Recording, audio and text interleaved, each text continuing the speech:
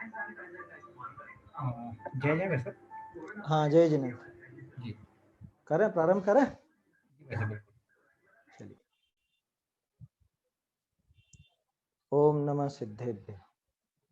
मंगलमय मंगलकरण वीतराग विज्ञान, नमो ताहि जाते भये अरहंतादि महान। करि मंगल करि हो महाग्रंथ करण को काज, जाते मिले समाज सब पावे निज पद राज।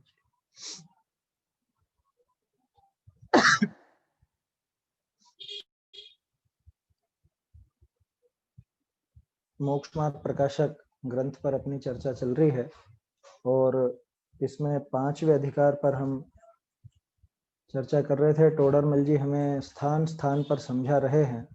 अन्य मत का प्रसंग लेकर के भी टोडरमल जी हमको बताते हैं कि किस तरह से कौन सी हमारी क्रिया गलत हो जाती है या किसी क्रिया के बारे में हमारी किस तरह से मान्यता गलत हो जाती है।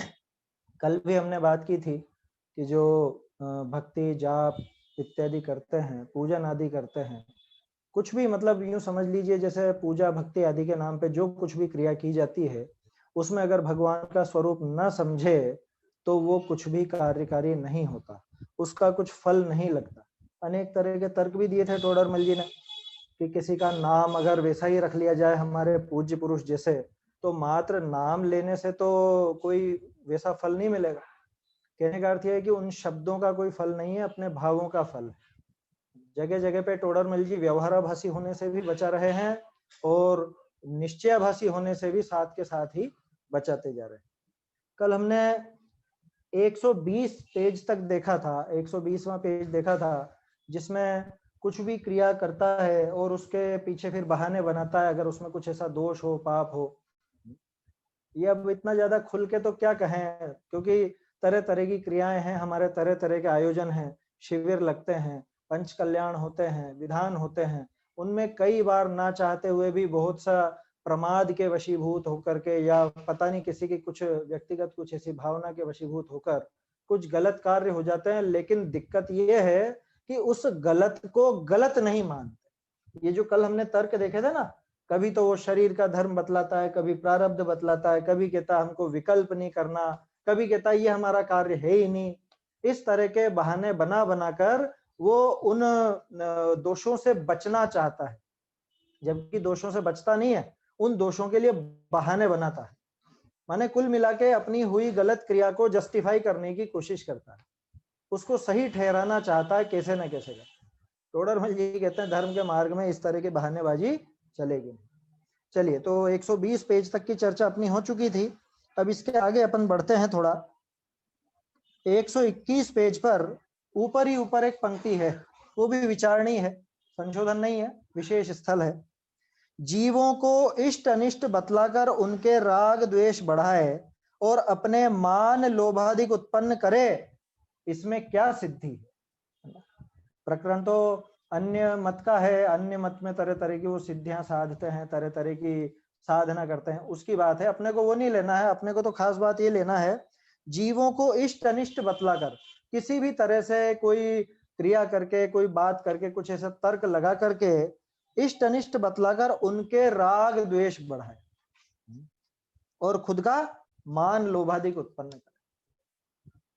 अब इसकी ज्यादा डिटेल में मैं नहीं जाना चाहता क्योंकि वो फिर व्यक्तिगत बातें हो जाएंगी, है ना।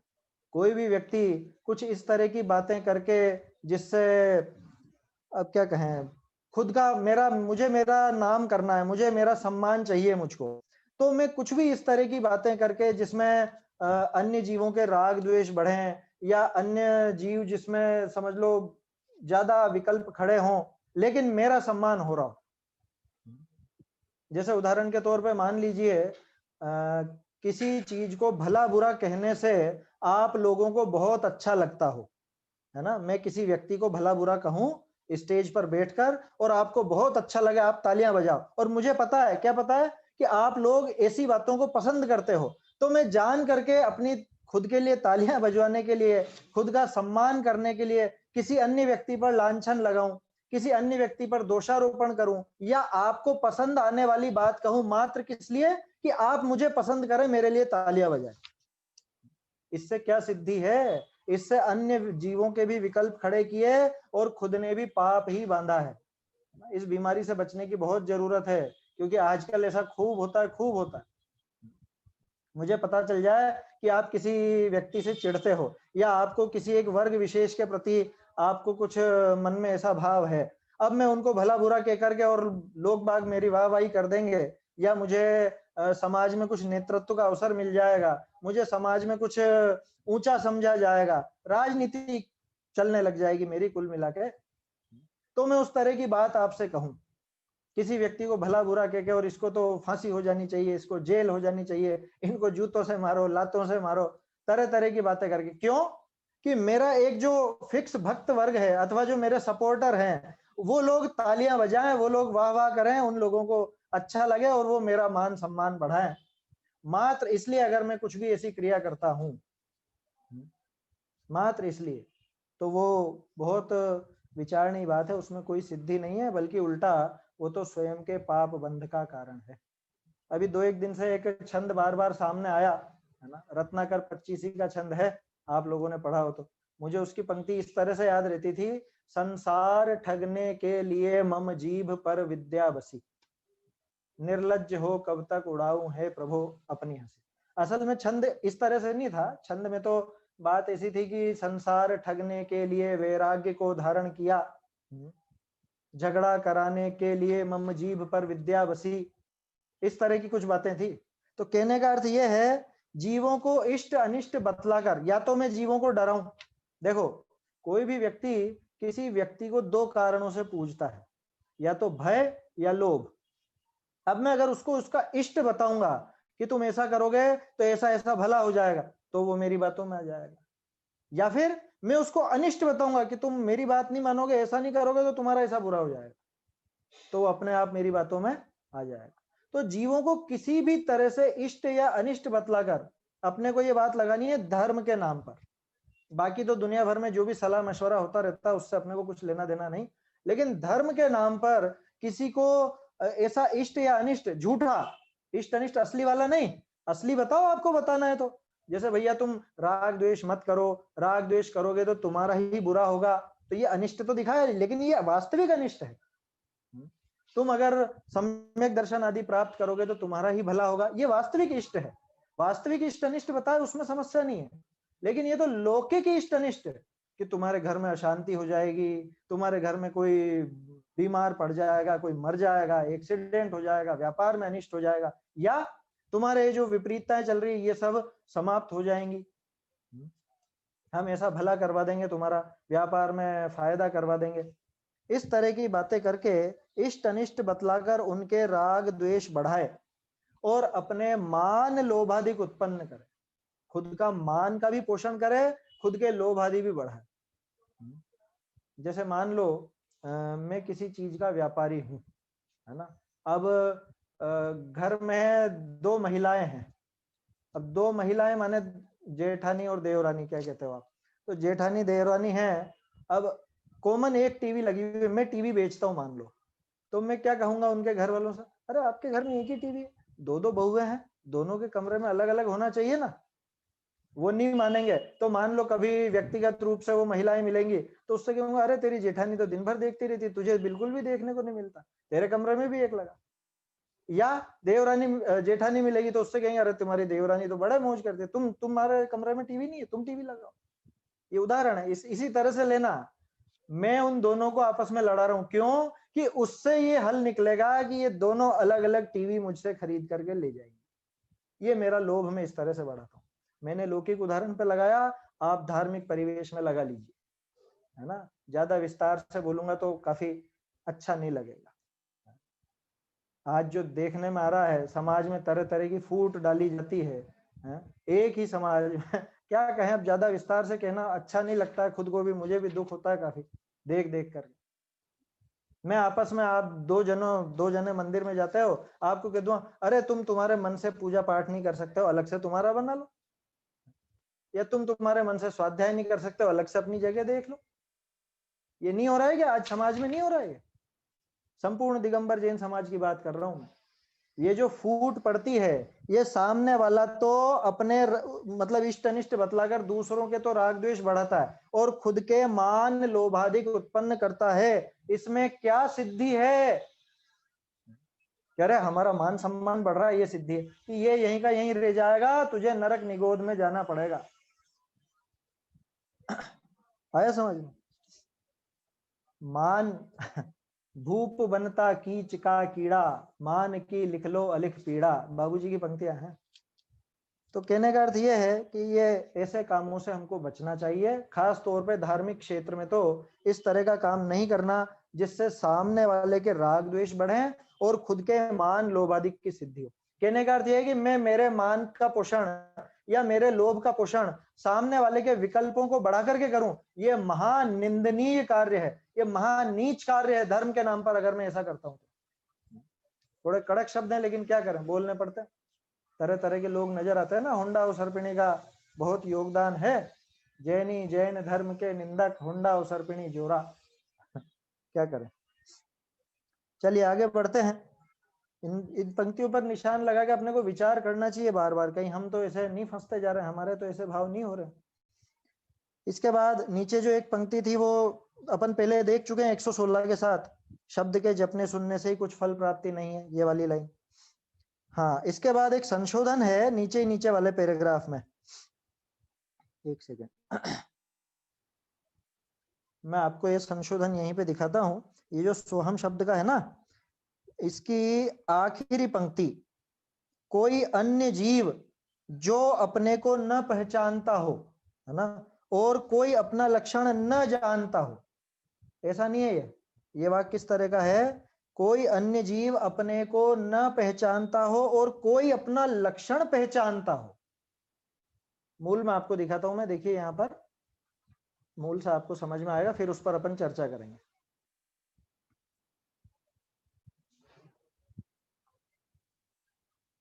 हाँ, ये देखिए, कोई अन्य जीव आपको न पहचानता हो और कोई अपना लक्षण पहचानता हो, ये दिख रहा है आपको? तब वाकों कहिए जो ऐसा सो में हो तैसे ही यहां जानना। क्या कह रहे हैं? फिर से देखते हैं इस लाइन को। कोई अन्य जीव आपको न पहचानता हो, जो वगैरह नहीं आएगा ना, जो से अर्थ थोड़ा सा बदल रहा है, आप जो हटा करके सीधा पढ़ के देखिए, और यहाँ पे जो न जानता हो की जगह ये पहचानता हो, है ना, कोई अपना लक्षण पहचानता हो। दिख गया आप सबको? तो इसका अर्थ क्या है असल में कि भाई कोई जीव जो मुझे रूबरू तो नहीं जानता हो, लेकिन मेरा कोई लक्षण जो जगत में प्रसिद्ध है वो जानता हो। जैसे कि वो विक्रांत जी को जानते हो आप? कि कौन विक्रांत जी? हम नहीं जानते। कह रहे वो मोक्ष मार्ग प्रकाशक पे अभी चर्चा चल रही है जो, कि अच्छा मोक्ष मार्ग प्रकाशक पे चर्चा चल रही, तो ऐसे कोई लक्षण आप पहचानते थे, मुझे नहीं जानते थे, लेकिन कोई लक्षण पहचानते थे कि एक लक्षण हमने पहचाना, तो उसके माध्यम से हम पकड़ते हैं कि वह मैं हूं, है ना, कि जो ऐसा है वो मैं हूं, जिसका आप ये लक्षण जानते हो ना, वो मैं हूं। अब इस लाइन को पढ़िए, कोई अपना लक्षण ना जानता हो, इसका क्या अर्थ निकालोगे आप? शुरू में समझ में ही नहीं आती थी ये लाइन, ये इससे मूल से देखने के बाद क्लियर हुई। कोई जीव जो अपने को न पहचानता हो, यानी हमें नहीं जानता हो, अपने को माने स्वयं को नहीं, हमको। कोई अन्य जीव जो, अन्य लिखा है ना, शुरू में ही अन्य लिख दिया। कोई अन्य जीव, कोई दूसरा जीव जो अपने को न पहचानता हो, हमको नहीं जानता हो, लेकिन अपना कोई लक्षण पहचानता हो, उसको अपना कोई लक्षण ख्याल में हो कि अच्छा ऐसा ऐसा लक्षण, अब उसको बताए कि तू ये लक्षण जानता है ना, ये लक्षण वाला मैं ही हूं, ये जिसका लक्षण है वो ही मैं हूं, ऐसा बताया जाए, तब जाके वो बात बनती है सोहम, वह मैं हूं। वह कैसा मैं हूं? तो सह अहम, मूल में शब्द ऐसा है, सह अहम सोहम। तो वो सोहम तो तब बनेगा जब उस सह की कोई विशेषताएं होंगी। सह माने वह, संस्कृत का सह है ये, उसकी कोई विशेषता हो और उन विशेषणों को वो पहचानता हो, तब उसको विशेषण दिखाए जाते हैं। कि जीव किसको कहते हैं? हम नहीं जानते, जीव आत्मा क्या होता है हमको नहीं पता। अच्छा, जानना देखना समझते हो कि हाँ हाँ जानते हैं ना, ये जानता है ये जानता है, कि जो जानता है वो ही आत्मा है, जो जानता है वो ही ऐसा में आत्मा, तब जाके वो जो ऐसा है वो लक्षण दिखा करके वैसा मैं हूं, वो लक्ष्य तक पहुंचाया जाता है। तो ये वाक्य मूल में इस तरह से था, ये संशोधन हो जाए तो बिल्कुल आसानी से समझ में आ जाएगा। एक तो ये जो हट जाएगा और न जानता की जगह पहचानता हो जाएगा, है ना। तो वाक्य बन जाएगा आपका, कोई अन्य जीव अपने को न पहचानता हो और कोई अपना लक्षण जानता हो। कोई माने अब कोई जीव नहीं, कोई माने कुछ लक्षण, अपना कोई लक्षण। ये कोई अगर अपना के बाद लगा लो तो ज्यादा क्लियर हो जाएगा। अपना कोई लक्षण जानता हो, क्योंकि कोई अपना तो फिर कोई दूसरा जीव आ गया। फिर समझ में आ रही है बात? कोई जो अपने को नहीं पहचानता और कोई अपना लक्षण पहचानता, दो अलग अलग जीव है क्या? कि नहीं, कोई जीव जो अपने को नहीं जानता लेकिन अपना कोई लक्षण जानता है, अपना कुछ लक्षण समझता है, जानता है, तब उससे कहते हैं जो ऐसा है सो मैं हूं। आया समझ में? उसी प्रकार यहां पे जानना चाहिए। चलिए आगे देखते हैं। अगले ही पेज पे इसी के आगे की पंक्तियां हैं 122। तथा कोई ललाट, भ्रमर और नासिका के अग्र को, यहां एक सुधार है, ये भ्रमर नहीं है, ये भौहारा है मूल में शब्द। तो अभी पता नहीं अनुवादकों ने कैसे इसको भ्रमर कर दिया। भ्रमर माने तो भौरा होता है ना? जबकि टोडरमल जी क्या कहना चाह रहे हैं आप देखो यहाँ पे, ललाट, ये ललाट है, ठीक है, नासिका ये है, और ये जो भौहारा शब्द है ना, ये इसके लिए है, इसके लिए, ये दोनों भौहों के बीच की जगह, इसको भौहारा कहते हैं। तो कोई ध्यान लगाता है, लिखा ना ये, कोई ललाट भ्रमर, भ्रमर नहीं है, भौहारा। चाहो तो आप भ्रू मध्य लिख सकते हो, ये भ्रू मध्य है, ये दोनों भ्रू भौ हैं, इन दोनों भौहों के बीच की जगह, यहाँ पे यूं ध्यान लगाते हैं, ऐसे ऐसे देखते हैं ऊपर।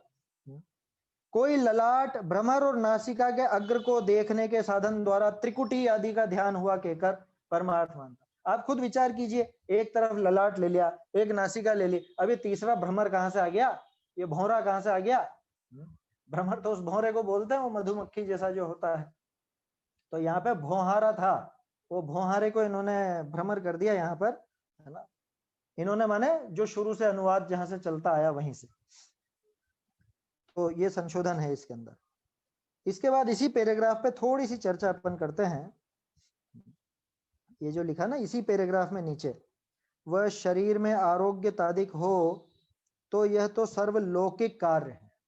अब बहुत से लोग धर्म कार्यों के नाम पे, धार्मिक क्रियाओं के नाम पे कुछ भी ऊट पटांग क्रियाएं करने लगते हैं, कि मैं इतनी देर तक सांस रोक सकता हूँ, मैं ऐसा इसको लगातार देख सकता हूँ। आपको ध्यान हो तो कुछ समय पहले एक वो तस्वीरें चली थी, यूं सामने से देखो तो कुछ भी नजर नहीं आता, लेकिन थोड़ी सी आंखों को भेंगा करके देखो तो उसमें से एक वो प्रतिमा निकल के नजर आती थी अपने को।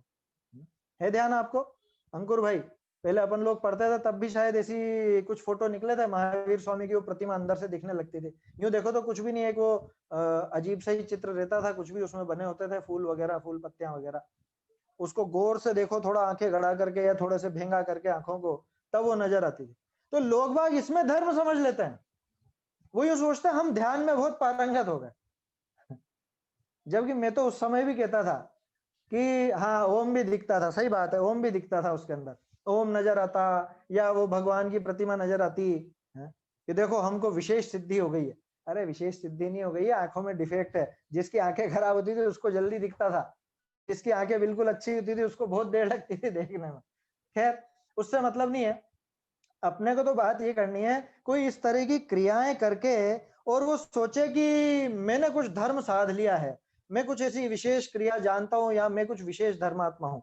होते हैं ना बहुत से लोग, आते ही मंदिर में नाद लगाएंगे बिल्कुल ओम, कि मैं इतनी देर तक ओम बोल सकता हूँ, माने मैं बहुत बड़ा धर्मात्मा हो गया हूँ, या मैं कुछ इस तरह की कुछ भी क्रिया XYZ लगा लीजिएगा। और बढ़ के बोलूं तो मैं 10 उपवास कर सकता हूँ, आप कितने कर सकते हो? मैं ऐसा ऐसा कर सकता हूँ। एक उदाहरण ले लिया, बाकी समझ लेना, आप जितने लगाने हो लगा लेना, ज्यादा विस्तार से चर्चा करेंगे तो बहुत समय ज्यादा लग जाएगा अपने को। अब जो ऐसा करके अपने को ऊंचा समझता, उस जीव को थोड़ा जमीन पे लाने के लिए टोडरमल जी की पंक्तियां अपन देखते हैं। मूल में से पढ़ता हूं मैं इसी पैराग्राफ की नीचे से 5वीं पंक्ति, इनसे कुछ अपना भला तो होता नहीं है ना। यहां से मैं पढ़ूंगा, मूल में से ही मैं पढ़ूंगा, आप प्रकाशित प्रति में से देखिए। एक सेकंड, ये शायद अगले पेज पर आएगा।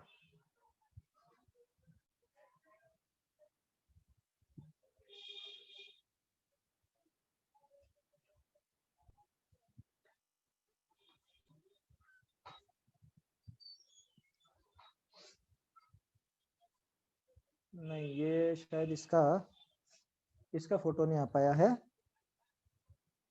चलिए कोई दिक्कत नहीं, इसी में से पढ़ते हैं अपन, अपने को तो आशय समझना है। इनसे कुछ अपना भला तो होता नहीं है। शरीर की क्रिया से ध्यान रखिएगा, गड़बड़ कहाँ होती है कि उस क्रिया को करके मैं सोचता हूं मैंने धर्म साध लिया, उस क्रिया को करके मैं सोचता हूं कि मैंने बहुत कुछ, मैं बड़ा धर्मात्मा हो गया हूं, हम चौड़े और बाजार सकड़ा, बाकी सब बेकार हैं। ज्यादा कड़क तो क्या कहूं, मैं कुछ ऐसी क्रियाएं कर लूं, या समझ लो कुछ समय का, मान लो मैंने 5 साल का ब्रह्मचर्य ले लिया, या मान लीजिए मैंने कुछ अभक्ष छोड़ दिया, और मैं दूसरे को सोचता हूं कि ये सब तो ही नहीं, ये सब बेकार है, मैं बहुत ऊंचा हूं। कुछ भी शरीर की क्रिया करके और खुद को ऊंचा समझूं, इनसे कुछ अपना भला तो होता नहीं है। इन क्रियाओं से अपना कुछ भी भला नहीं होता, कि 100% कुछ भी भला नहीं होता, क्रिया से कुछ भी नहीं होता, ये ध्यान रखिएगा। जो है सारा खेल भावों का है। भला तो विषय कषाय की वासना मिटने पर होता है। ये तो विषय कषाय का पोषण करने के उपाय हैं। कौन से? वो जो दूसरी क्रियाओं के, ध्यान रखिएगा यहाँ पे उपवास आदि की बात इस वाली लाइन में नहीं लेनी है, क्योंकि उससे कोई विषय कषाय का पोषण नहीं होता। लेकिन मूल बात जो थी कि वो क्रियाओं से अपना कुछ भला नहीं है, भला तो कब होगा? विषय कषाय की वासना मिटने पर। ये खास पंक्ति है जिस पर ध्यान देना है। मैं भोजन तो नहीं करूं और घर वालों से झगड़ा करता रहूं दिन भर, क्योंकि भूखा हूं ना, तो कषाय भी बढ़ती हैं। अब ज्यादातर देखने में आता है व्रत उपवास आदि कर रहे हो तो उस दिन कषाय थोड़ी सी भड़कती भी रहती हैं। अब मैं उपवास कर रहा हूँ, इधर आहार नहीं कर रहा हूँ, इधर घर वालों से झगड़ा करता रह रहा हूँ दिन भर। भैया इससे तो तू 2 टाइम खाता और 4 टाइम स्वाध्याय के बढ़ाता, तब तो विशेष सिद्धि थी।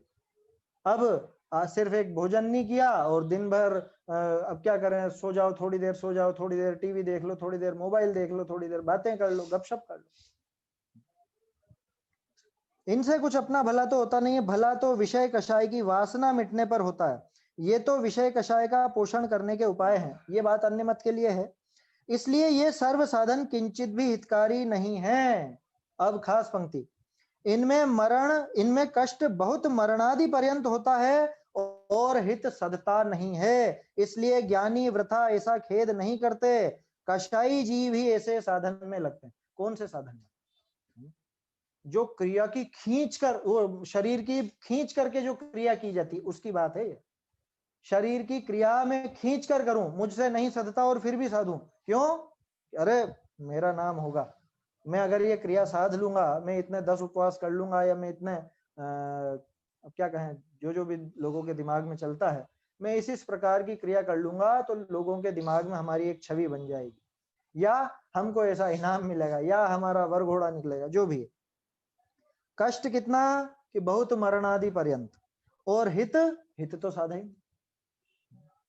असल में होता क्या है, बहुत सी चीजें हैं मुनिराजों के लायक, जो मुनिराजों की क्रिया है ना, और ये खींचकर श्रावक दशा में करना चाहता है और फिर खुद को ऊंचा कहलाना चाहता है। अब जिनसे अपना हित सदता था, ध्यान और अध्ययन, ये 2 मूल चीजें हैं। ये सबसे बड़े तप और सबसे बड़े धर्म ये दोनों ही हैं। ध्यान को अगर छोड़ दीजिए तो सिर्फ स्वाध्याय बचता है सबसे ऊंचा, और स्वाध्याय भी सिर्फ पढ़ना नहीं, उस पर विचार करना, चिंतन करना। अब वो चिंतन और विचार तो चलता नहीं है, विषय कषाय के विचार दिन भर चलते रहते हैं, उन क्रियाओं को करने पर भी चलते रहते हैं, तो हित तो कुछ सदा नहीं और कष्ट इतना मरण जितना। इसलिए ज्ञानी, ये असल में इस बात का जवाब है कि ज्ञानी जीवों को हमने अक्सर देखा है, ये लोग इस क्रियाकांड में क्यों नहीं उलझते, क्यों नहीं करते? इसलिए नहीं करते क्योंकि उनको अपना हित करना है, उनको शरीर को कष्ट देने से मतलब नहीं है, उनको आत्मा के हित से मतलब है। अब शरीर को कष्ट देता रहूं और आत्मा का हित भी नहीं करूं और फिर खुद को उससे ऊंचा समझूं, ये विपरीत हो जाएगा काम।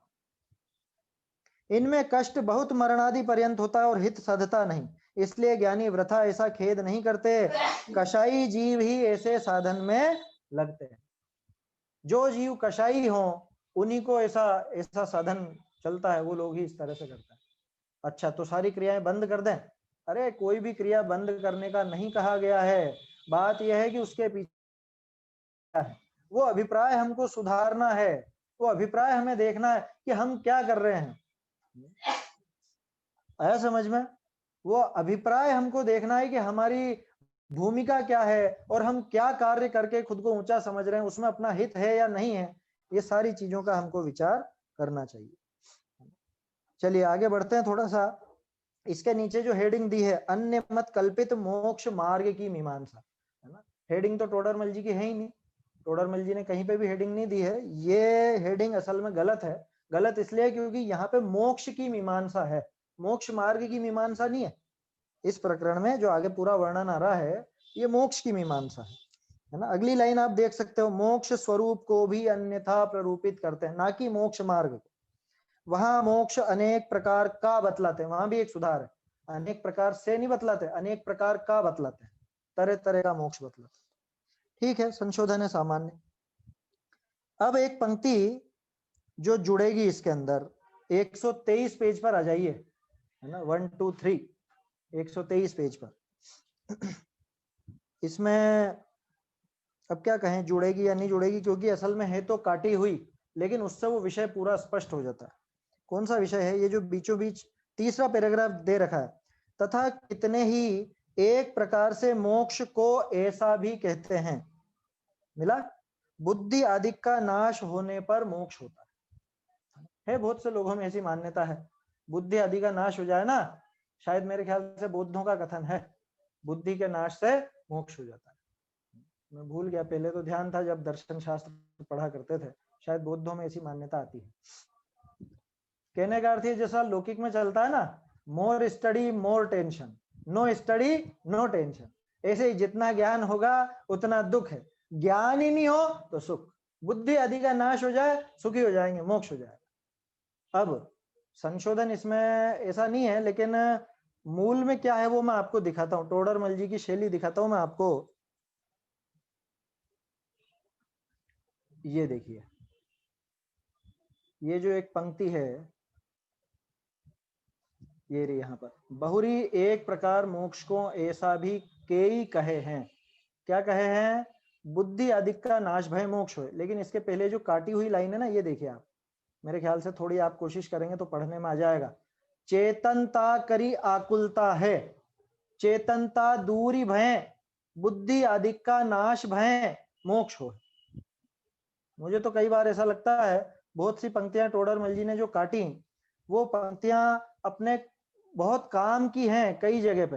अब काटने के पीछे कई कारण हो सकते हैं, कुछ तो इसलिए काटी जाती थी कि इसके जैसी कुछ बात आगे लिखते, या इससे बढ़िया कोई बात और आगे लिखते, लेकिन वो आगे विषय आ नहीं पाया या लिख नहीं पाए, तो बात काटी हुई ही रह गई और वो पंक्ति भी अपने सामने नहीं आ पाई।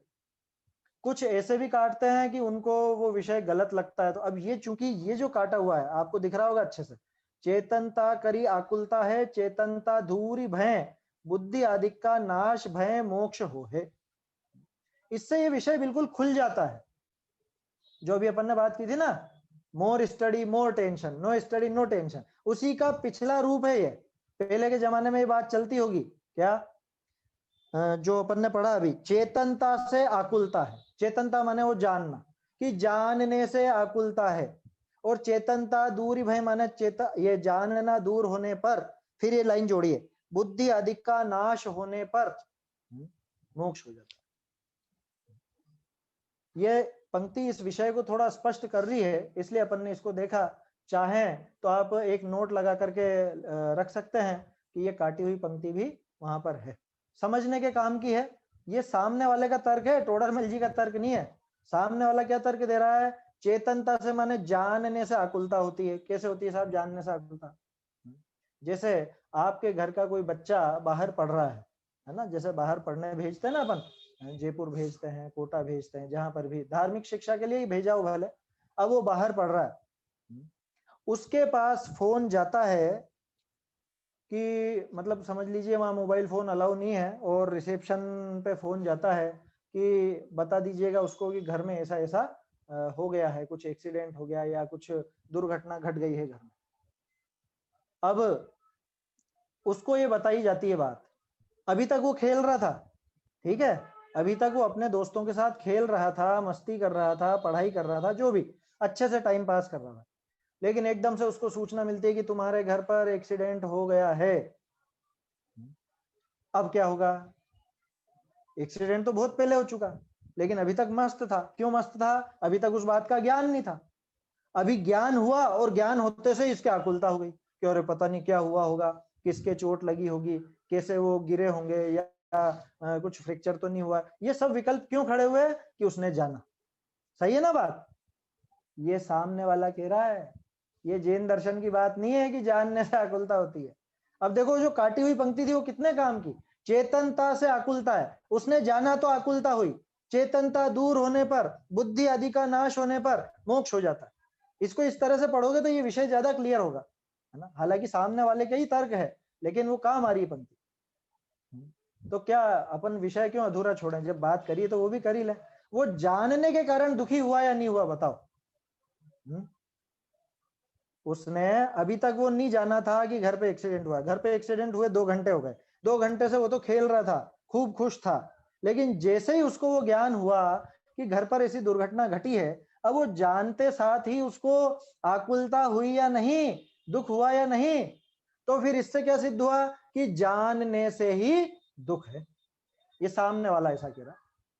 अब आपको ध्यान हो तो अपन ने उदाहरण ऐसा लिया था कि उसमें एक रिसेप्शनिस्ट भी बिठाया था, है ना।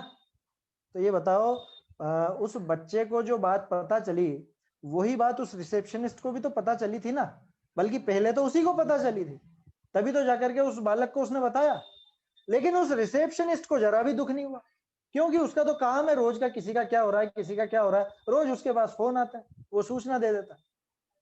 तो अगर चेतनता से आकुलता होती, जानने से आकुलता होती, तो सबसे पहले तो उसको आकुलता होनी चाहिए थी, लेकिन उसको तो कुछ भी नहीं हुई। उसने तो सीधे जाके कह दी कि भैया तुम्हारे घर पे ऐसा ऐसा हो गया है, और जिससे बोली वो तो रो रो के पागल हो गया। तो ये क्या हुआ? अगर चेतनता से आकुलता होती, यानी जानने से दुख होता, ज्ञान दुख का कारण होता, तो फिर तो उस रिसेप्शनिस्ट को भी, या जो उसके और दूसरे दोस्त भी वहां खड़े थे जिन्होंने वो खबर सुनी, उन सबको भी दुख होना चाहिए था। लेकिन नहीं हुआ। क्यों नहीं हुआ और उसी को क्यों हुआ? ये चीज टोडरमल जी ने फिर आगे सिद्ध की है कि भैया उसको राग था, उस ज्ञान के साथ वो राग वर्तता था, इसलिए वो दुखी हुआ। और वो रिसेप्शनिस्ट को उसके परिवार से कोई राग नहीं था, द्वेष भी नहीं था, उसको तो तटस्थ भाव था, तो उसको कोई दुख नहीं हुआ। तो चेतनता से आकुलता है, चेतनता दूर होने पर, बुद्धि आदि का नाश होने पर आकुलता दूर हो जाती है, मोक्ष हो जाती है, मोक्ष हो जाता है, ऐसा सामने वाला कहना चाहता था, लेकिन टोडरमल जी ने आगे उसको समझा दिया। ठीक है, तो ये पंक्ति से थोड़ा सा अपने को विषय का स्पष्टीकरण ज्यादा होता है, इसलिए अगर आप चाहें तो ये नोट लिख सकते हैं, है ना। चेतनता से आकुलता है और चेतनता दूर होने पर, फिर आगे वो लाइन जुड़ जाएगी आपकी, बुद्धि अधिक का नाश होने पर मोक्ष होता है। इसके बाद मुस्लिम मत संबंधी विचार है, इसमें भी 2-4 सुधार हैं। एक प्रकरण मुझे बार बार ख्याल आता है, इसमें जो सुअर लिखा ना, उसी प्रकार ये सुअर आदि को कहते हैं। मूल में सुअर नहीं है, मूल में सूर है। अब वो सूर शब्द का क्या अर्थ है स्पष्ट तो हम भी नहीं जान पाए। अब क्या मालूम उस जमाने में ये बातें उनके ग्रंथों में थी या नहीं, लेकिन अभी अगर आप खोज करके देखेंगे तो वो कोई सुअर आदि को पूज्य नहीं मानते, है ना। हम लोगों ने भी खूब खोज करके देखा, सोचा, ढूंढा, लेकिन ऐसा प्रकरण तो नहीं मिला कि जहां वो सुअर आदि को पूज्य कहते हो। अन्य मत में ये बात प्रचलन में है ना। अब टोडरमल जी ने लिखा है तो कुछ ना कुछ बात उस जमाने में रही होगी। एक तो ये बात, दूसरी बात वहां सूर शब्द है, सुअर नहीं है। ये जो गाय और सुअर का लिखा ना, जिस प्रकार वे गाय आदि को पूज्य कहते हैं, उसी प्रकार ये सुअर आदि को कहते हैं। तो वो सूर शब्द है मूल में। अब क्या पता, या तो सूर शब्द का कोई और अर्थ होता, तो वो अपने को स्पष्ट नहीं है। दूसरी बात, उस जमाने में उनके ग्रंथों में कहीं ऐसा लिखा हो, क्योंकि टोडरमल जी बिना पढ़े लिखते में ये तो बात मानी नहीं जा सकती। उन्होंने जितना भी लिखा है हर एक का प्रमाण दिया है, और मुझे ध्यान आ रहा है अन्य मत के किन्हीं विद्वानों से कभी कुछ पहले 20-25 साल पुरानी बात है, किन्हीं की ऐसी चर्चा हुई थी जो टोडरमल जी ने उदाहरण दिए उसके संबंध में। तो ऐसा पता चला कि बहुत से लोगों ने, जब ये पता चला कि इन बातों को लेकर के टोडरमल जी ने खंडन किया है, तो ग्रंथों में से वो चीजें काट दी गई हैं, हटा दी गई हैं। हाँ, ये हो सकता है पराक्रमी, बलिदानी आदि, क्योंकि सूर का अर्थ अपन शूर ले सकते हैं, शूरवीर, लेकिन हो सकता है उसका कुछ भी अर्थ हो, अपन वो उस भाषा को पकड़ नहीं पाए। मूल में सूर था, अब उसका मिलता तो नहीं है, उनके में ऐसा मिलता नहीं है। नेट पर काफी सर्च करके देखा और दूसरे जो थोड़े मिलने वाले मंदकशाही थे उस मत के, उनसे भी बात की तो ऐसी मान्यता तो मिलती नहीं है, या मिलती भी हो तो वो बताते नहीं है, उससे उनकी हीनता होती हो, जो भी हो। खैर वो ऐसा सुधार था। उसी तरह से अगले पेज पे भी, हाँ अगले पेज पे एक बहुत बढ़िया तर्क है, बहुत सुंदर वर्णन है। ये मुसलमानों का मत महाविपरीत जानना, इसके बाद वाली पंक्तियों में। इस प्रकार इस क्षेत्र काल में जिन जिन मतों की प्रचुर प्रवृत्ति है उनका मिथ्यापना प्रकट किया। एक सेकंड, इसमें अब ये जो प्रश्न है ये बहुत जोरदार है और नए जो युवा लोग हैं उनको ये बताने का है। क्यों? क्योंकि नए लोग देखते हैं कि किसके कितने फॉलोअर हैं। जैसे एक छोटा सा उदाहरण मैं आपको देता हूं। मैंने अपने एक मिलने वाले रिश्तेदार को ऐसा कहा कि देखो ये बाबूजी के प्रवचन हैं, ये यूट्यूब पर ये उपलब्ध हैं, आप इनको सुनो, इनके प्रवचन सुनो। अरे भैया मैंने देखा उसमें तो एक ही व्यू था, उसमें तो 10 ही व्यू थे, और ये दूसरे लोगों के तो इतने व्यू हैं, इतने लाइक्स हैं। मतलब नई पीढ़ी का दिमाग कहाँ है ये देखो आप। उनको सत्य और असत्य से लेना देना नहीं है, उनको ये मतलब है कि किसके पास ज्यादा लाइक हैं, किसके ज्यादा व्यू हैं। आपको पता है एक गाली देने वाले भी भेषधारी हैं, उनके व्यू देखोगे ना आप 2 लाख 3 लाख 4 लाख है। ये जो फिल्मी गाने आते हैं या समझ लीजिए और जो भी बिल्कुल अपनी भाषा में कहें तो अपनी नजरिए से तो बिल्कुल अश्लील हैं, जो उन लोगों के व्यू, उन लोगों के फॉलोअर, उन लोगों के चाहने वाले तो करोड़ों की संख्या में मिलेंगे। उससे सत्य असत्य की पहचान नहीं होती। ये जो पैराग्राफ है ये अपने को हर युवा लोगों को दिखाना चाहिए, जो भी अपने रिश्तेदार हों, जो संख्या से धर्म को समझते हो कि भाई जिसकी ज्यादा संख्या वो धर्म अच्छा, जिसकी ज्यादा संख्या वो कार्यक्रम अच्छा, ऐसा सोचकर जो अपने धार्मिक कार्यक्रमों की सफलता मानते हो, ऐसा सोच करके जो अपने धर्म की तुलना दूसरों से करते हो, उनके लिए ये पैराग्राफ है। यहां कोई कहे कि ये मत मिथ्या है तो बड़े राजाधिक व बड़े विद्यावान इन मतों में कैसे प्रवर्तते हैं। भाई टोडरमल जी साहब, आप सारे ही मतों को भला बुरा कहे जा रहे हो हैं? आपने हर मत की गलतियां निकाली, आपने सब में दोष दिखाया। अगर इनमें इतने ही दोष हैं तो ये सब लोग क्या इतने पागल हैं क्या? ये जो इनके इतने पीछे लगे हुए हैं, ये लोग इनका मत पालन कर रहे हैं, ये सब पागल हैं क्या? ये कैसे प्रवर्तते हैं? इनको कुछ बुद्धि नहीं है क्या? प्रश्न बिल्कुल लॉजिकल है, प्रैक्टिकल है। अभी जितने युवा लोग हैं उनको हमें ये पैराग्राफ पढ़ाना चाहिए कि भाई तुम पूछते हो ना कि अन्य मतियों की संख्या ज्यादा क्यों, जैनी जरा से क्यों रह गए, आपके में क्या कमी है जो आप कम रह गए, आप में कुछ ना कुछ गड़बड़ होगी इसीलिए तो आपके मानने वाले कम है, अन्य मत के ज्यादा है। कितने जैन, कितने संख्या में? और जितने हैं भी सही, वो सारे क्या स्वाध्याय करते हैं? वो सारे क्या आपकी धार्मिक क्रियाएं करते हैं? नहीं करते। तो हम आपके मत को क्यों माने, आपकी क्रियाओं को क्यों माने, आपके जैन धर्म को क्यों माने? ऐसी क्या विशेष बात है? और अन्य में क्यों ना जाए? वो जो दूसरे लग रहे हैं वो पागल हैं क्या? वो क्यों जा रहे हैं? ये हर एक युवा का प्रश्न है आज के जमाने में, और ये जो उत्तर है सटीक, ये अपने को उनको बहुत प्रेम से समझाना चाहिए। क्या समाधान दिया टोडरमल जी ने कि भैया जीवों के मिथ्या वासना अनादि से है, सो इनमें मिथ्यात्व ही का पोषण है, तथा जीवों को विषय कषाय रूप कार्यों की चाह वर्तती है, सो इनमें विषय कषाय रूप कार्यों ही का पोषण है, तथा राजादिकों का व विद्यावानों का ऐसे धर्म में विषय कषाय रूप प्रयोजन सिद्ध होता है, तथा जीव तो लोक निंदपना को भी लांघ कर पाप भी जानकर जिन कार्यों को करना चाहे उन कार्यों को करते धर्म बतलाएं तो ऐसे धर्म में कौन नहीं लगेगा। इसलिए इन धर्मों की प्रवृत्ति, इनकी विशेष प्रवृत्ति। कितना कितना तर्क सहित और सटीक जवाब दिया है। पांचवा अधिकार बहुत काम का है, बार बार कह रहा हूं, है ना। ऐसा कह करके मत छोड़ देना कि अरे पांचवे अधिकार में दम नहीं, आगे बढ़ो। बहुत काम का ये तर्क, ये पैराग्राफ आपको पांचवे अधिकार में मिलेगा, ये नोट करके रख लीजिए सभी जन।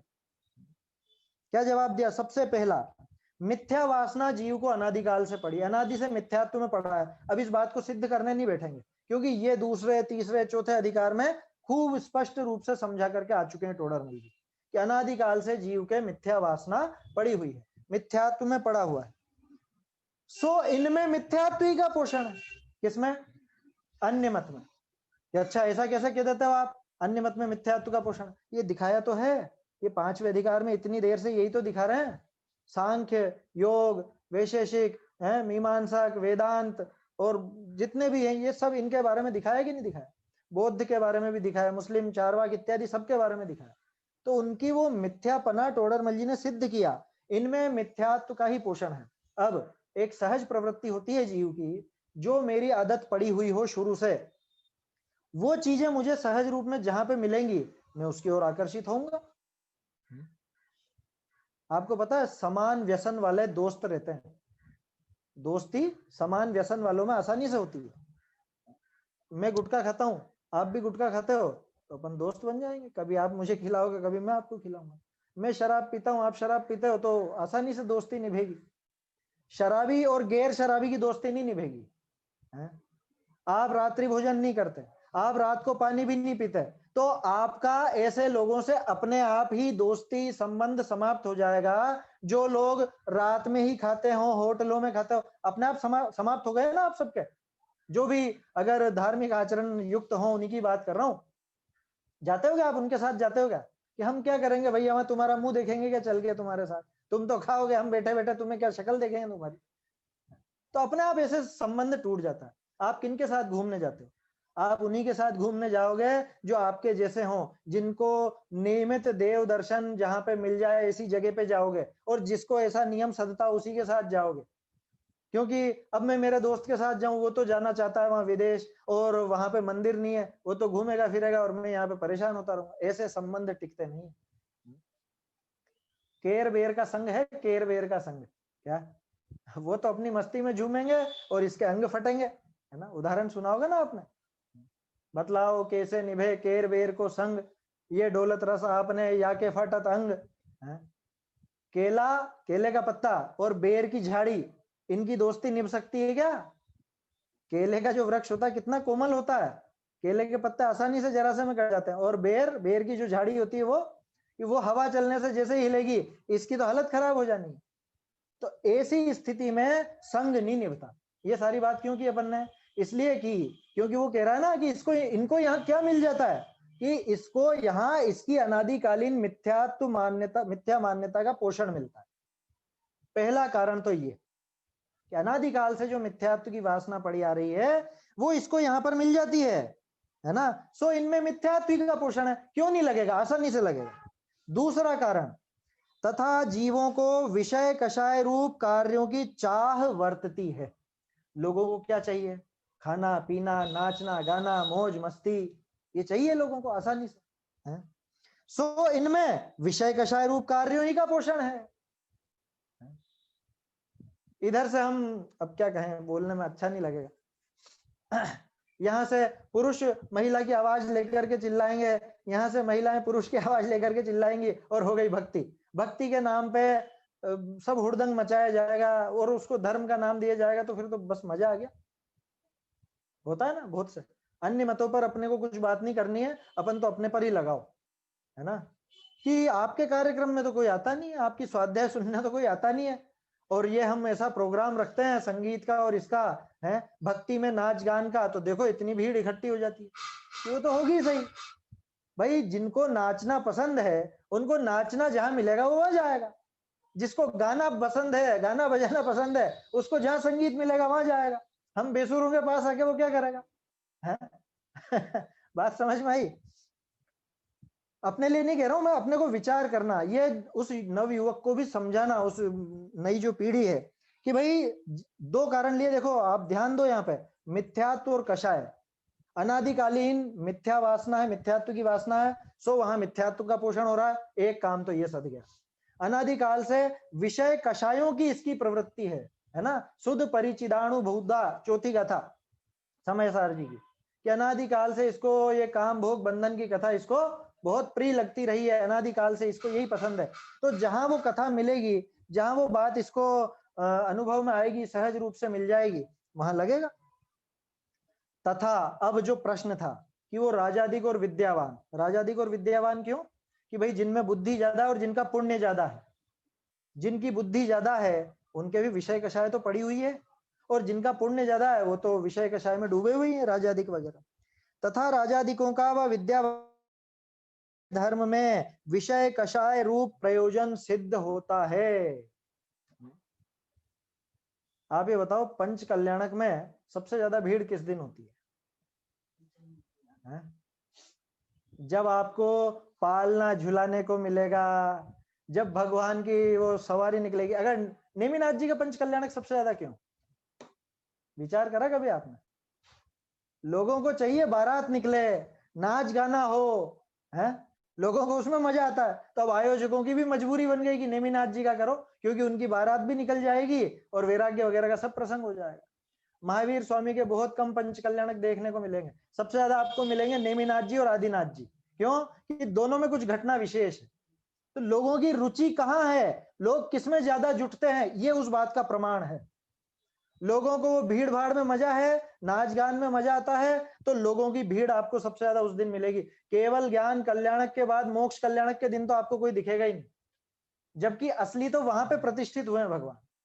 उनको तो वहीं तक देखना है कि जहां पे पालना झूलन मिल जावे, जहां पे थोड़ा सा नाच गान मिल जाए, हम भगवान का अभिषेक कर देवे, थोड़ी सी संगीत यात्रा इत्यादि वो हो जावे, जुलूस निकल जाए, वो होता। देखो, उन सब चीजों का निषेध नहीं कर रहा हूं, मैं तो ये बता रहा हूं कि एक सहज प्रवृत्ति होती है जीव की। मुझे कोई विषय कषाय अगर पसंद है, तो जहां मुझे सहज रूप में मिलेगा, जहां मेरे उस विषय कषाय की पूर्ति सहज रूप में होगी, मैं वहां जाऊंगा। अरे समझ लीजिए, मुझे गुटखे का शौक है, उदाहरण बदल के बोल रहा हूं, समझ जाइएगा। मुझे गुटखे का शौक है, और अगर कदाचित ऐसे ही भगवान मिल जाए जो खुद भी गुटखा खाते हो, तो बस मैं तो उन्हीं का भक्त बनूंगा ना, क्योंकि उनके नाम पे मुझे भी मिल जाएगा। यही बात समझ में। दूसरी बात, मेरे उस गुटखे खाने को कोई बुरा नहीं कहेगा। अब लगा लेना क्या कहना चाह रहा हूं, ज्यादा इतना खुल के अपन नहीं कह सकते, समझ में आई बात? तो अन्य मत में क्यों इतनी प्रवृत्ति? और अन्य मत की बात छोड़ दो, अपने मत में भी दूसरी क्रियाओं में प्रवृत्ति ज्यादा क्यों? स्वाध्याय आदि क्रियाओं में प्रवृत्ति कम क्यों?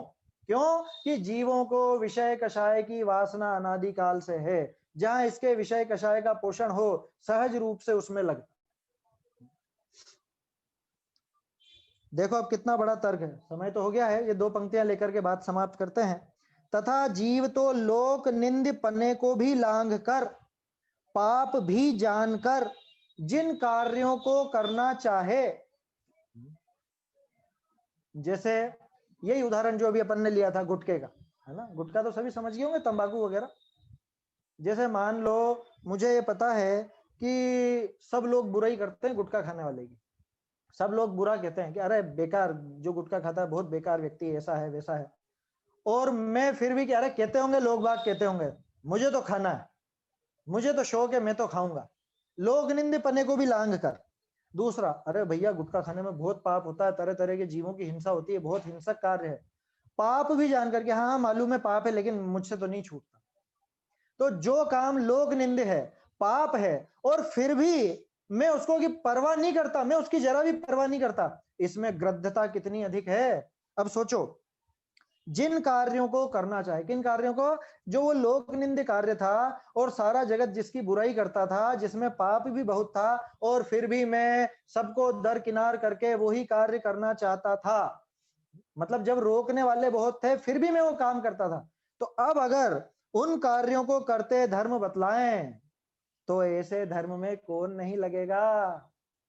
अब कोई ऐसा उपदेशक मिल जाए, अरे गुटखा खाने में बहुत धर्म है, तू तो खा, अरे महाराज मजा आ गया, मजा आ गया, आपने बताया जो बिल्कुल आनंद आ गया, यही असली धर्म है, मैं तो आसानी से लग जाऊंगा वहां।